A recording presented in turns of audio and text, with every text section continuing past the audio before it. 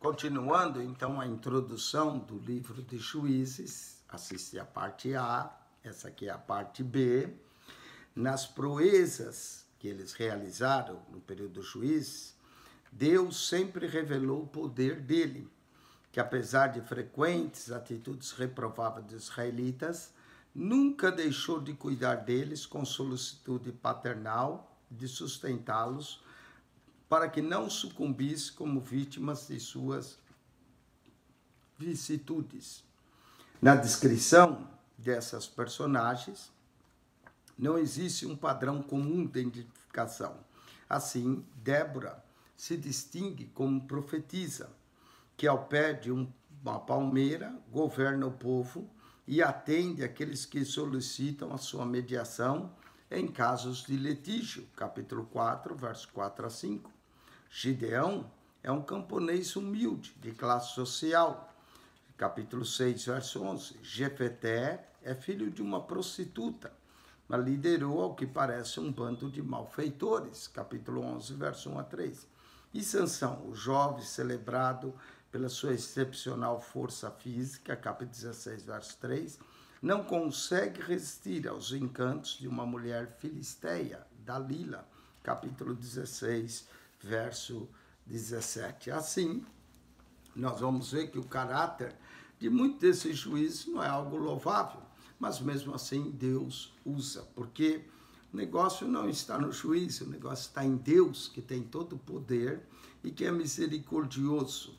Então, Juízes, olhando o esboço do livro, nós temos o seguinte, capítulo 1, do verso 1 ao 3, verso 6, a desobediência e a apostasia de Israel.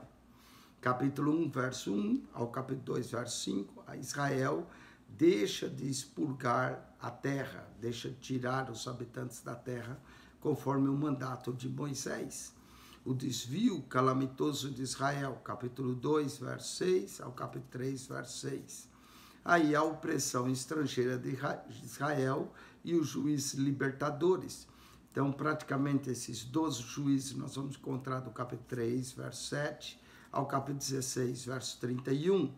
Né? Nós vamos ver a opressão mesopotâmica e o livramento que Otiniel deu, capítulo 3, verso 7 ao verso 11. Às vezes, o livro de Juízes tem uma característica, quando ele não fala muito de um líder, é porque esse líder foi um bom líder, às vezes 3, 4 versos só. Mas, quando fala muito como Sansão, significa às vezes um líder mais problemático e traz mais lições para nós, não é? Então, Otiniel, capítulo 3, verso 7 a 11. Depois, a opressão moabita e o livramento de Eude, capítulo 3, verso 12 a 30. Depois, a opressão filisteia e o livramento por Sangar, capítulo 3, verso 31. Depois, a opressão cananeia, livramento por Débora e Baraque, capítulo 4, verso 1 ao 5, 31. Depois, a opressão midianita e o livramento dado por Gideão, capítulo 6, verso 1 ao capítulo 8, verso 35. Depois nós vamos ter tempos conturbados sobre Abimeleque. Nós aí vamos ter o juiz Tola e Jair, capítulo 9, verso 1, 10, verso 5. A opressão amonita e o livramento por Jefeté, capítulo 10, verso 6, 12, verso 7. Depois nós vamos ter juiz secundário, Ibsam, Elon e Abidom, capítulo 12, verso 8 a 15. A opressão filisteia e aí a vida de Sansão. Sansão é o que mais fala no livro de Juízes. Ele ocupa do capítulo 13, verso 1 ao capítulo 16, verso 31. Menciona o seu nascimento, foi anunciado por um anjo.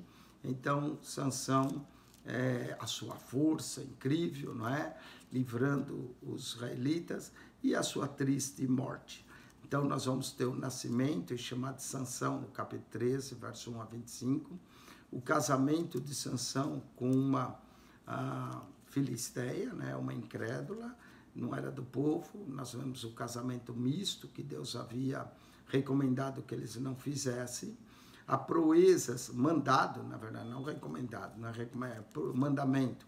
Proezas de Sansão, capítulo 15, verso 1 a 20. e a queda e finalmente a restauração de Sansão, capítulo 16, verso 1 a 31.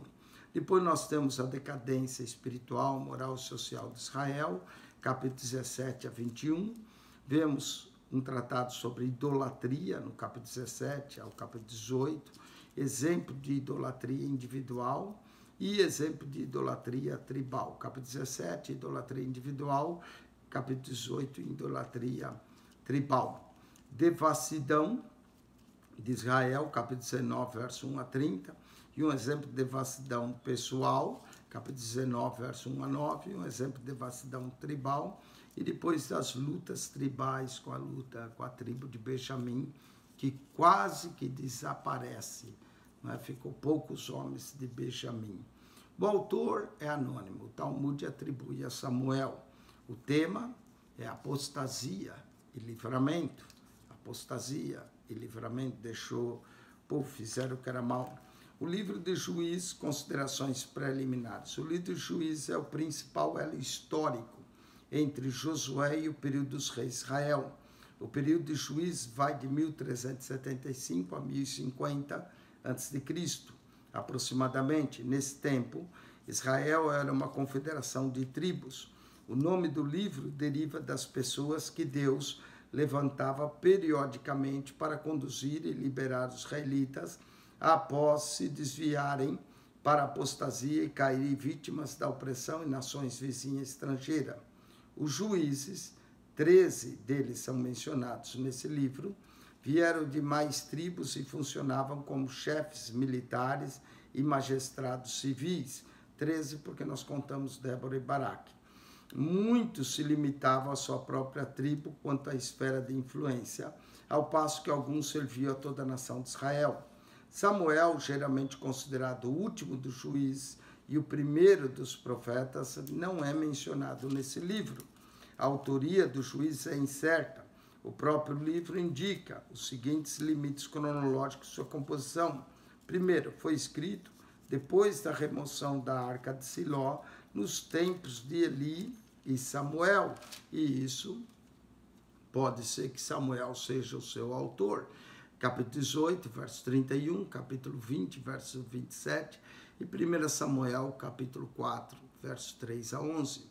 As referências frequentes do livro ao período dos juízes, como a declaração, naqueles dias não havia rei em Israel, capítulo 17, verso 6, capítulo 18, verso 1, capítulo 19, verso 1 e capítulo 21, verso 25, sugere que o livro foi escrito no tempo da monarquia. Terceiro, Jerusalém ainda estava em poder dos jebuseus, capítulo 1, verso 21, 2 Samuel 5, 7. Esses três indícios indicam que o livro foi concluído em algum tempo depois do início do reinado do rei Saul, em 1050, mas antes do rei Davi capturar Jerusalém, em torno do ano 1000. O Talmud judaico associa a origem desse livro a Samuel, o que é bem possível. Uma coisa é certa, o livro descreve e avalia o período dos juízes do ponto de vista do conserto de Deus. Capítulo 2, verso 1 a 5. Moisés tinha profetizado que a opressão viria da parte das nações estrangeiras sobre os israelitas com maldição da parte de Deus, se esses abandonassem o conserto. Capítulo Deuteronômio, capítulo 28. Assista o nosso comentário em Deuteronômio, verso 25, verso 33, verso 48. O livro de Juízes ressalta a realidade histórica dessa profecia. Propósito. Historicamente, Juízes fornece o relato principal da história de Israel na Terra Prometida, depois da morte de Josué, e vai até os tempos de Samuel. Teologicamente, revela o declínio espiritual e moral das tribos, após se estabelecerem na Terra Prometida. Esse registro deixa claro os infortúnios que sempre ocorriam a Israel quando ele esquecia do seu conserto com o Senhor e escolhia a senda da idolatria e devassidão. Visão panorâmica. O livro de Juízes pode ser dividido em 3 seções básicas. Primeira seção vai do capítulo 1 ao capítulo 3, verso 6, mostra como Israel deixou a conquista inacabada e também a decadência da nação depois da morte de Josué. Segunda seção, capítulo 3, verso 7 a capítulo 16, verso 31, abarca a parte principal do livro, registra 6 exemplos de reincidência de Israel em reveses diversas no período dos juízes, abrangendo tempos de apostasia, de opressão por estrangeiro, de servidão e clamor a Deus sobre aflição e de livramento divino do povo, mediante líderes ungidos pelo Espírito Santo. Entre os 12 ou 13 juízes que são mencionados, todos incluídos na seção, os mais conhecidos são Otoniel, Débora e Baraque, Gideão, Jefeté e Sansão. Há outros que falam poucos. Seção 3. Essa seção encerra o livro com os fatos da vida real do tempo dos juízes, que revela a profundidade da corrupção moral e social decorrente da apostasia espiritual de Israel. Uma lição patente no livro para todos nós, os seres humanos, nunca aprendemos bem as lições que a história ensina. Vamos para as características especiais do livro de Juízes. 6 características especiais relata o livro de Juízes. Primeiro, registra eventos da história turbulenta de Israel, da conquista da Palestina ao início da monarquia. Segundo, ressalta 3 verdades simples, porém profundas. Primeira, um povo pertence a Deus, deve ter Deus como seu rei e senhor. Segundo, o pecado é sempre destruidor para o povo de Deus. E terceiro, sempre que o povo de Deus se humilha, ora e deixa seus caminhos ímpios, Deus ouve do céu e sara a sua terra, de acordo com 2 Crônicas 7,14. Terceiro ponto do livro, sua característica especial, salienta que quando Israel perdia de vista a sua identidade como povo do concerto, tendo Deus como seu rei, a nação afundava em ciclos repetidos de caos espiritual, moral e social. E então cada um fazia o que parecia reto aos seus olhos, conforme o capítulo 21, verso 25, capítulo 17, verso 6. Quarto, revela vários casos que ocorrem repetidamente na história do povo de Deus, dos 2 concertos. A não ser que o povo de Deus ame e se dedique a Deus todo o coração e mantenha uma constante vigilância espiritual, esse povo acaba endurecendo o coração, deixa de buscar a Deus e se desvia e acaba na apostasia. Mas a boa notícia é Deus é longânimo e sempre que os clamam arrependidos, Ele é misericordioso para restaurá-los por meio de homens que Ele levanta com dons e revestimento do Espírito Santo, para livrá-los do juízo opressivo do pecado. Constantemente, os próprios líderes ungidos que Deus usa para livrar o seu povo entram por o caminho da corrupção, por falta de humildade, ou de caráter, ou de retidão. Quinta característica especial, cada um dos 6 ciclos principais do livro abrange apostasia, opressão, aflição e libertação. Então era assim, a apostasia, negavam a Deus. Opressão, era oprimido pelos seus inimigos, eram afligidos, clamavam a Deus e aí vinha a libertação. E começávamos todos da mesma forma. Diz assim, então fizeram os filhos de Israel o que parecia mal aos olhos do Senhor. Capítulo 2, verso 11, capítulo 3, verso 6. 7. A sexta e última característica especial. O livro revela que Deus usa nações mais pecaminosas do que o seu próprio povo para fustigá-los pelos seus pecados e para levá-los ao arrependimento e ao reavivamento. Somente essa intervenção divina impediu que o paganismo ao redor de Israel o absorvesse. Vamos ver o paralelismo entre o livro de Juízes e o Novo Testamento. O livro de Juízes revela um princípio divino, imutável. Quando Deus usa grandemente uma pessoa no seu serviço, vem sobre ele o Espírito do Senhor. Capítulo 3, verso 10, capítulo 6, verso 34, capítulo 11, verso 29, capítulo 14, verso 6, capítulo 19, verso 15 e verso 14. No início do ministério de Jesus, o Espírito desceu sobre ele por ocasião do seu batismo, Mateus 3,16, Lucas 3, 21 e 22.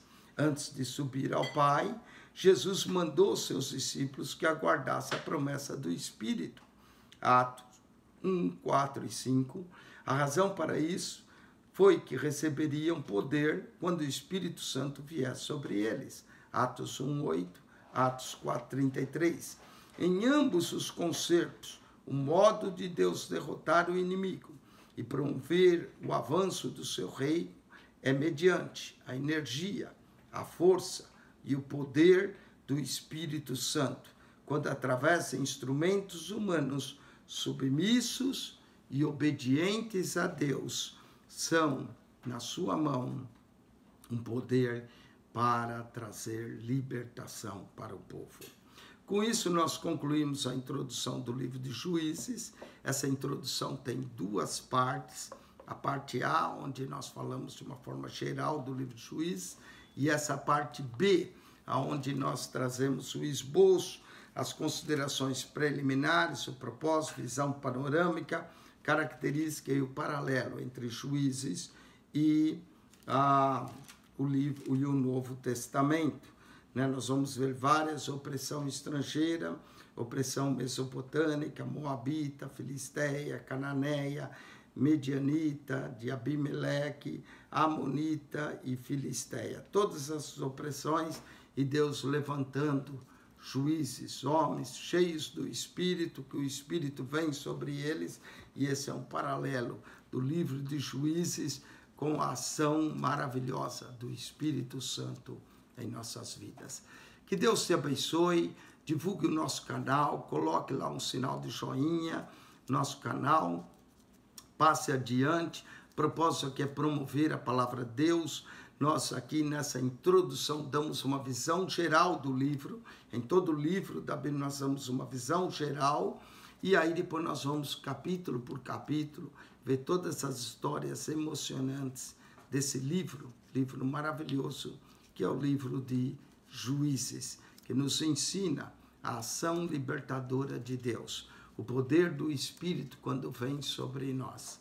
Que a graça de nosso Senhor Jesus Cristo, o amor de Deus, nosso Pai, e a comunhão do Espírito Santo seja com todos vós. Quem esteve convosco, pastor Eugênio Piacentini. Deus vos abençoe grandemente em Cristo Jesus. Amém.